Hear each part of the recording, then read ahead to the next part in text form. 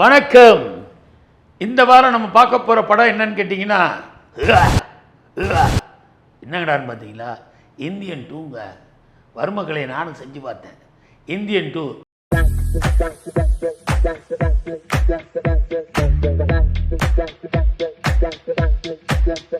சுபாஸ்கரன் தயாரிப்பில் Lyca production, red giant இணைந்து தயாரித்த படம் தான் இந்தியன் 2. இந்தியன் தாத்தா. அதாவது யாருன்னு கேட்டிங்கன்னா, சுபாஸ்கரன்கிறவர் பல வெற்றி படங்கள் தயாரிப்பாளர். அவர் இந்த படத்தை தயாரிச்சிக்கார். அவருடன் இணைந்து தமிழ்குமரன் மற்றும் செண்பகமூர்த்தி ஆகியோர் இணைந்து இந்தியன் 2 தயாரிச்சிருக்காங்க. ஓடவும் முடியாது, ஒளியவும் முடியாது. இந்த படம் யார் நடித்ததுன்னு கேட்டால், 10 வருடங்களுக்கு முன்னாடி இந்தியன்கிற பேரில் வெளியான படம் தான். சங்கரோட இயக்கத்தில் இப்போ இந்தியன் 2ன்னு வந்திருக்கு. நல்லது. இந்தியனோட கதை என்னன்னு கேட்டிங்கன்னா, இந்தியன் 1ல் என்ன பண்ணுவார்னா, இந்தியனுக்கு சாவே கிடையாதுன்னு ஃபோனை கட் பண்ணிட்டு ஃபாரின் போவார்.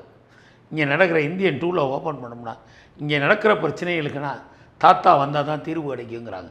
தாத்தா கம்பேக்குன்னு அடிக்கிறாங்க. சாட் பண்ணிக்கிட்டே இருக்கானுங்க, போய்கிட்டே இருக்கு. கம்பேக், தாத்தா ரிட்டர்ன் வர்றாரு. வந்தால் அடாடா எதுக்கு இந்த தாத்தா வந்தான்னு யாருக்கும் தெரில. பிரச்சனைகளெல்லாம் முடிச்சு விடணும்னு வந்தால் அதில் இந்த வர்மக்கலையை பற்றி 10 நிமிஷம் கிளாஸ் எடுப்பார் பாருங்கள். இப்படின்னா 9000 ரூபா குதிரை ஓடணும்.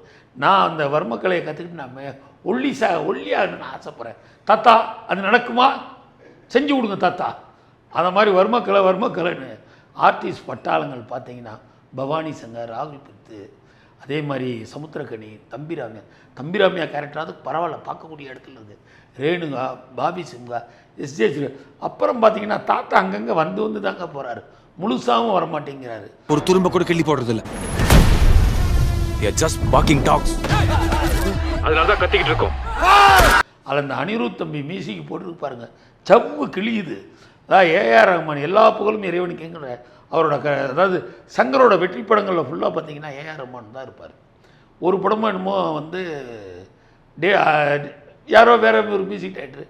பட் இந்த படம் பார்த்தீங்கன்னா அனிருத் அடிக்கிறான், சவ்வு கிழியுதுங்க. தாத்தா வராரு, தாத்தா எதுக்கு வந்தார், என்ன வந்தார்?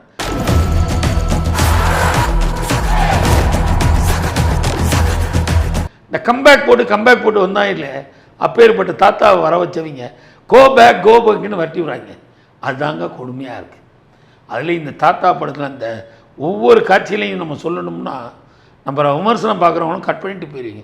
படம் தான் 3 மணி நேரம் ஓடுது, இவனும் கிட்டத்தட்ட 3/4 மணி நேரம் சொல்கிறான்னு ஆயிடக்கூடாது. அதனால் நேயர்களே, அருமையாக பண்ணியிருக்கதா சங்கர் நினைக்கிறாரு. காரணம் என்னன்னு கேட்டிங்கன்னா, சட்டியில் இருந்தால் தான் அகப்பில் வரும். இந்த படம் பார்த்திங்கன்னா இந்தியன் 1ங்கிறது அவரோட முதல் படம். ஜென்டில்மேன் பாலகுமாரனோட வசனம் பிரமாதமாக இருக்கும்.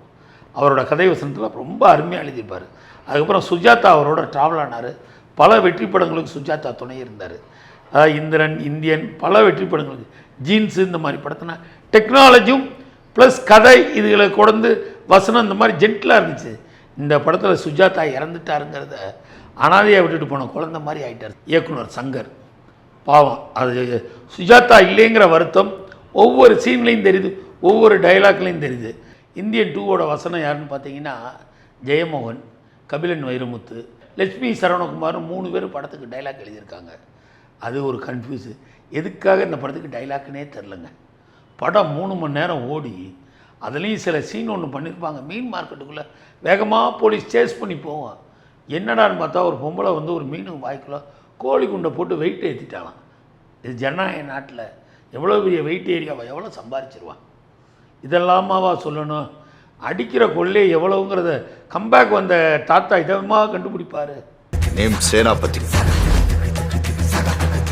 Freedom fighter.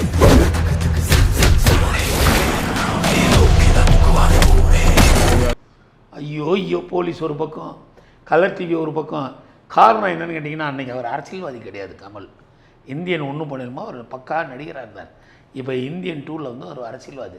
மக்களுக்கு என்ன சொல்லணும், ஏது சொல்லணும், ஆளுங்கட்சி கூட்டணியில் வேறு இருக்கார்.